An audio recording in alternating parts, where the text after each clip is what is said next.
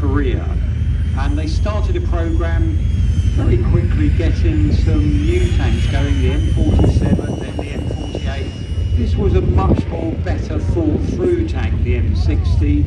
This particular one, yet again, it's got that British gun on, that L7 105mm gun. This one you'll see, it's got, like the mice have got at it, the front has got a huge great cutout, the turret's got a cutout on it, and that's because it's been what they call demilled.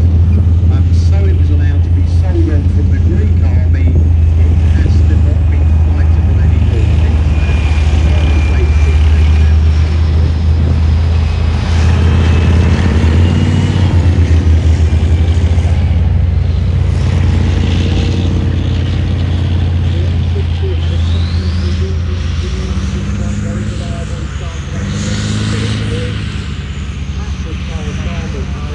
Again, it was another one that was sold on around the world, and also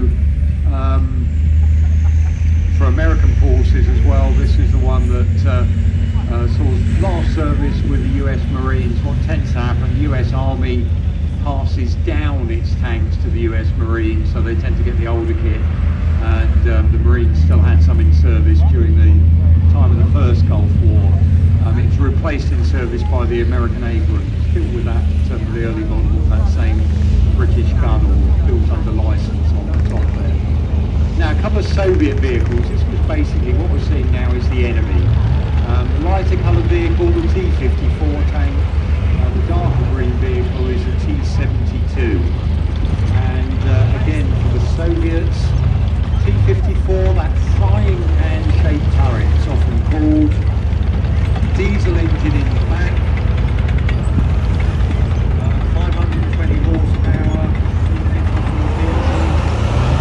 sideways across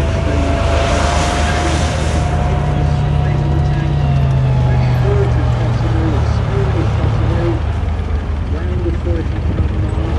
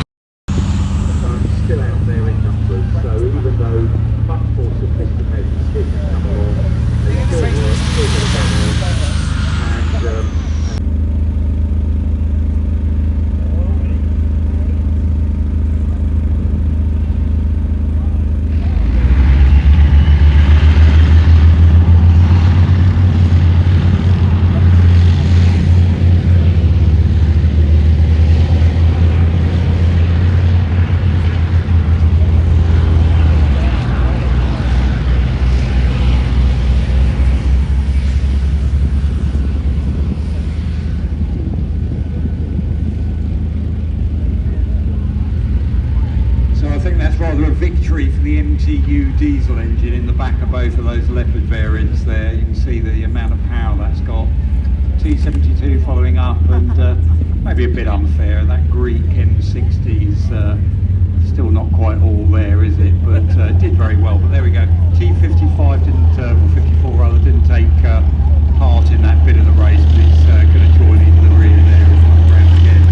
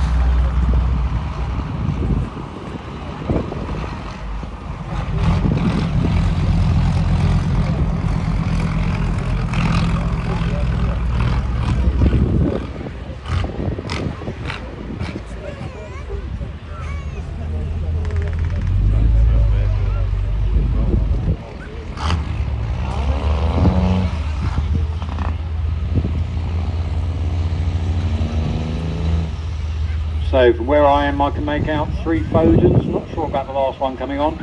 But what they just like to do, these are, well, here we go again, boys and their toys. We've got a 55-ton Chieftain tank sitting there, and with that recovery equipment, they're just going to show you what they could do with the Echo cranes and the other bits and pieces we've got on the back of the Foden. So keep a watch.